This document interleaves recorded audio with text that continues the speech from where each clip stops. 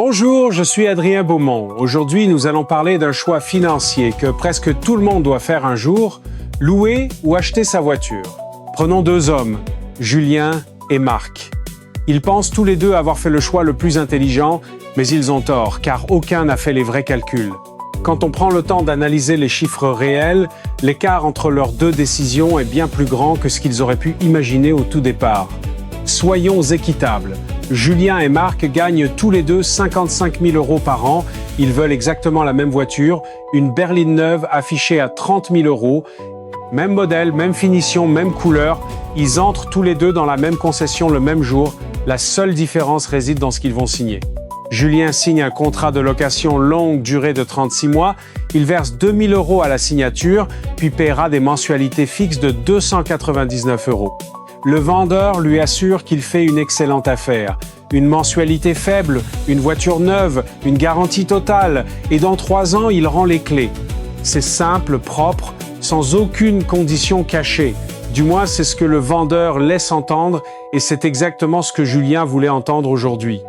Marc, de son côté, contracte un prêt automobile sur 60 mois avec un taux d'intérêt de 6%.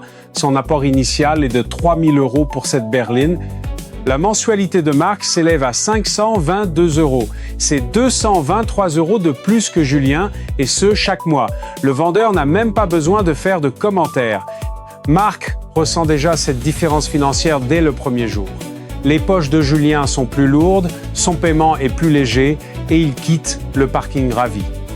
Julien a l'impression d'avoir déjoué le système, mais il y a une chose qu'il ne réalise pas encore, la structure même de son accord est fondamentalement différente. Cette différence va bien au-delà de la simple mensualité. Chaque euro dépensé par Marc lui permet d'acheter une petite part de quelque chose qui lui appartiendra.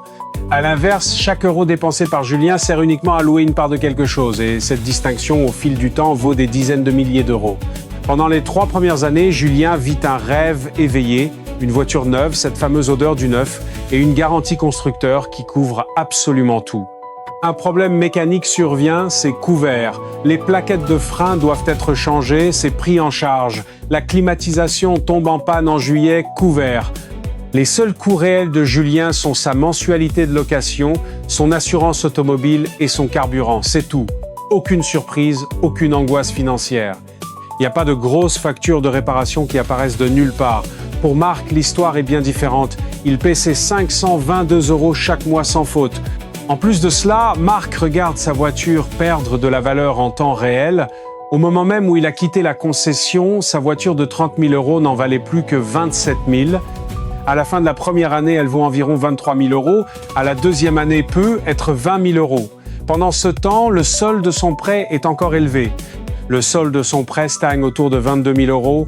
Cela signifie que pendant les 2 premières années, Marc doit plus d'argent que la valeur réelle de sa propre voiture. C'est ce qu'on appelle être sous l'eau financièrement. Et psychologiquement, c'est une sensation terrible.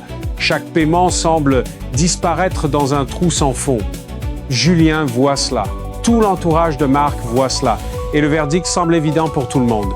Julien a pris la décision la plus intelligente et la plus sûre. Mais ne nous arrêtons pas aux apparences.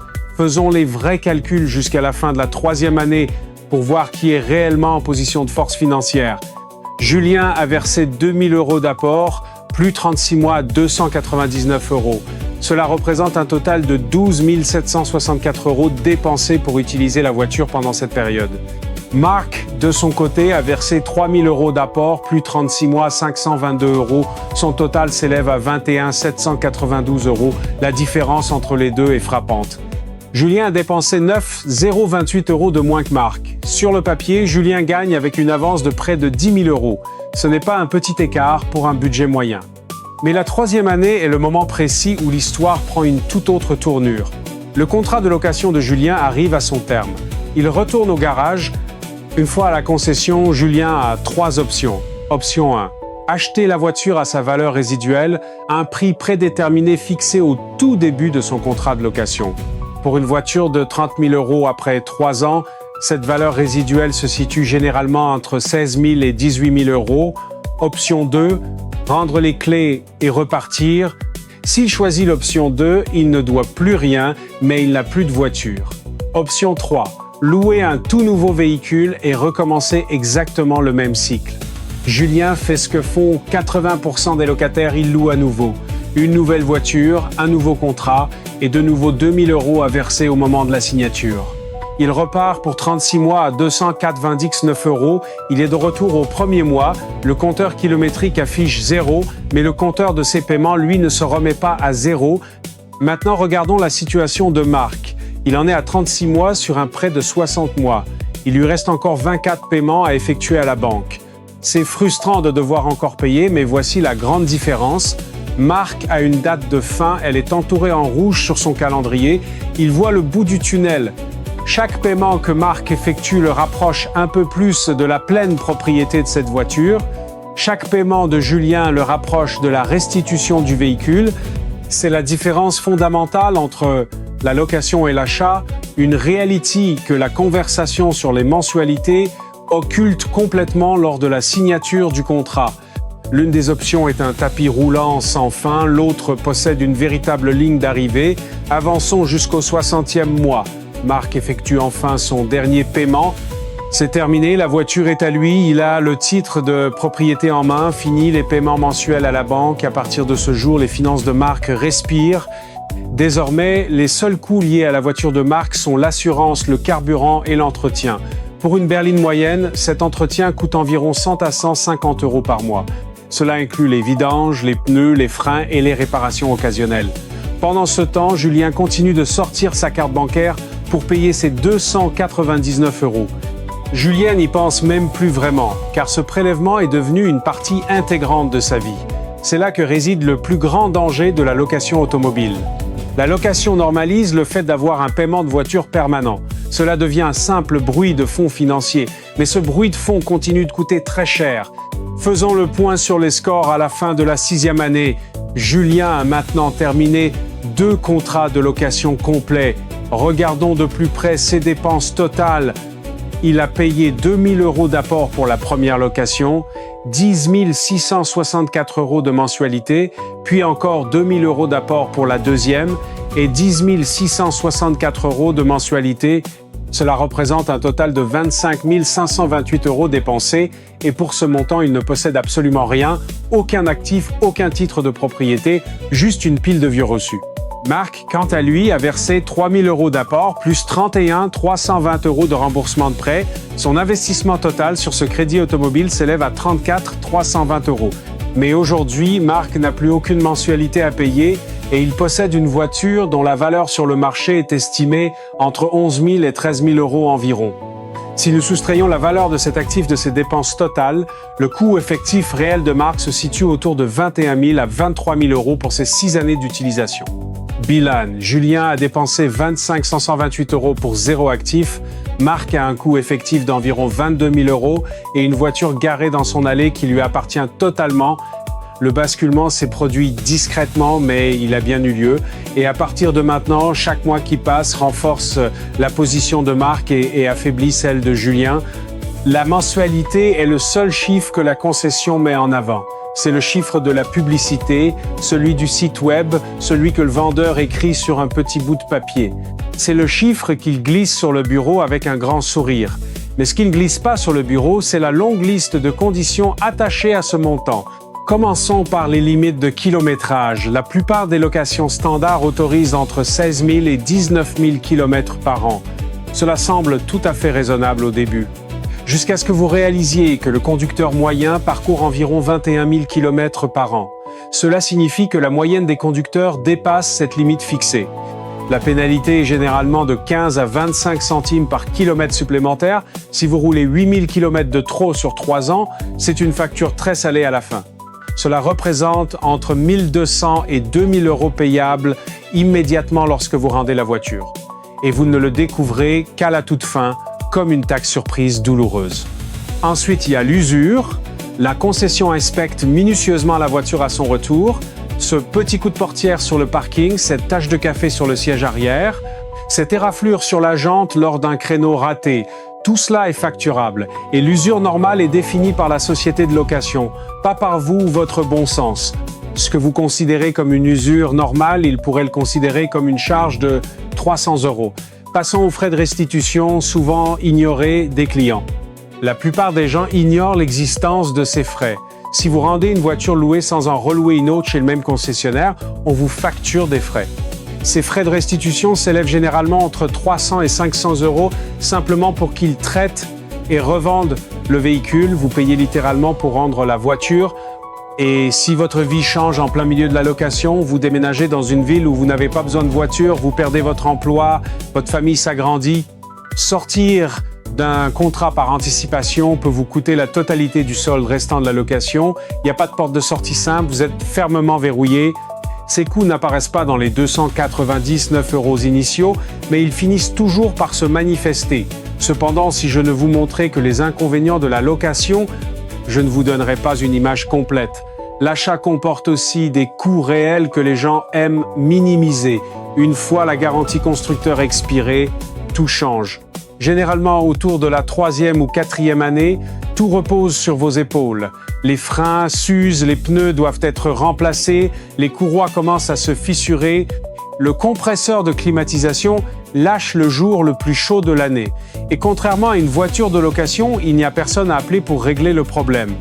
Vous devez soit payer le mécanicien, soit apprendre à réparer vous-même. Pour une berline typique, les coûts d'entretien s'élèvent en moyenne à 1200 ou 1800 € par an. Certaines années, ce ne sont que des vidanges et des pneus neufs. D'autres années, c'est une réparation de transmission à 2000 € qui vient complètement ruiner votre mois. C'est cette imprévisibilité qui pose problème à beaucoup de gens. Au moins, avec une location, vous savez exactement ce que vous allez payer chaque mois sans mauvaise surprise. Et la dépréciation est bien réelle. Votre voiture de 30 000 € n'en vaut plus que 20 000 après 2 ans et peut être 12 000 après 5 ans. Cette valeur s'est évaporée. La différence, c'est que cette dépréciation ralentit considérablement après les premières années. Une voiture de 5 ans ne perd pas de valeur aussi vite qu'une voiture neuve. Donc plus vous la conservez longtemps, moins la dépréciation vous fait mal. Le temps est véritablement le meilleur ami de l'acheteur. Voici où toute l'histoire prend son sens. Sur une période de 10 ans, Julien a loué 3 ou 4 voitures différentes. Chaque cycle lui a coûté environ 12 000 à 13 000 € en paiement et en frais divers. Ajoutez à cela les dépassements de kilométrage, les frais d'usure et les frais de restitution sur plusieurs contrats, et les dépenses totales de Julien sur une décennie explosent. Ses dépenses sur 10 ans se situent quelque part entre 45 000 et 52 000 €. À la fin de la 10e année, Julien n'a aucune voiture. Ou plutôt, il en a une, mais pas à lui. Elle ne lui a jamais appartenu. Marc, de son côté, a payé 34 320 € pour son prêt initial.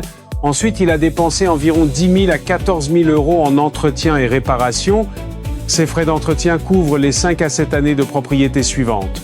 Ses dépenses totales sur 10 ans s'élèvent à environ 44 000 à 48 000 € et il a toujours sa voiture. Elle est garée dans son allée, plus vieille certes, mais elle vaut encore 4 000 à 6 000 € et elle est entièrement payée. Quand on fait le bilan net, la conclusion est claire. Marc a dépensé moins d'argent et possède un actif. Julien a dépensé plus d'argent et ne possède absolument rien. La différence sur une décennie est de 15 000 à 25 000 €. Cet écart dépend des conditions spécifiques de location, de la chance avec l'entretien et de la durée pendant laquelle Marc conserve sa voiture. Et ce n'est que pour un véhicule. La plupart des gens répéteront ce cycle 3, 4 ou 5 fois au cours de leur vie d'adulte. Multipliez cet écart par 5 et vous obtenez une différence à 6 chiffres. C'est une différence de patrimoine monumental entre quelqu'un qui loue habituellement et quelqu'un qui achète et conserve. Mais je mentirais si je disais que la location est toujours mauvaise. Il existe des situations spécifiques où les mathématiques penchent en faveur de la location. Si vous êtes travailleur, indépendant ou chef d'entreprise, les règles fiscales changent. Les paiements de location peuvent être partiellement ou totalement déduits comme frais professionnels. Cet avantage fiscal peut effacer entièrement l'écart de coût avec l'achat. Dans certains cas, cela fait de la location le choix le plus judicieux. De même, si vous conduisez une voiture de luxe ou à haute performance, l'équation est très différente. Pour ces véhicules, l'entretien hors garantie est véritablement brutal. La location vous permet de rester en permanence sous la couverture protectrice de la garantie constructeur. Quand une simple vidange coûte 500 € et qu'un changement de frein coûte 4 000 €, cette garantie a une valeur financière énorme. Louer une BMW n'est pas louer une Honda. Enfin, il y a la théorie de l'investissement. Si vous êtes le genre de personne qui prend les 223 € économisés chaque mois en louant pour les investir judicieusement dans un fonds indiciel rapportant 8 à 10% par an, vous pourriez théoriquement être gagnant sur le long terme, mais cela exige une discipline de fer que la plupart n'ont pas. Soyez honnête avec vous-même. Allez-vous réellement investir cet argent mois après mois ou allez-vous simplement le dépenser dans votre quotidien? Pour la personne moyenne qui conduit une voiture moyenne, acheter et conserver reste la stratégie gagnante. Ce n'est pas la réponse la plus excitante. Personne ne fait de vidéos virales sur sa vieille berline. Personne ne se vante d'une voiture entièrement payée depuis des années, mais les mathématiques se moquent bien de l'excitation. Julien et Marc sont entrés dans cette concession, en pensant tous les deux faire le choix le plus intelligent. Julien pensait économiser de l'argent à court terme. Marc pensait se constituer un capital sur le long terme. Mais aucun d'eux ne s'est assis pour faire les vrais calculs au-delà du premier mois. Le véritable piège n'est pas la location en soi et ce n'est pas non plus l'achat à crédit. Le vrai piège, c'est de prendre une décision financière de 30 000 € en se basant uniquement sur une mensualité, sans jamais se demander ce que cela coûtera sur 5 ou 10 ans. Et si vous envisagez de sauter complètement le prêt pour payer comptant, c'est une toute autre conversation dont la réponse pourrait bien vous surprendre. Nous en parlerons bientôt. Mais pour l'instant, la prochaine fois qu'un vendeur glisse une mensualité alléchante sur son bureau et que cela semble presque trop beau pour être vrai, posez-vous une question. Que me coûtera réellement cette voiture quand tout sera terminé? Prenez le temps de faire le calcul global, car au final, c'est le seul chiffre qui compte vraiment pour votre avenir.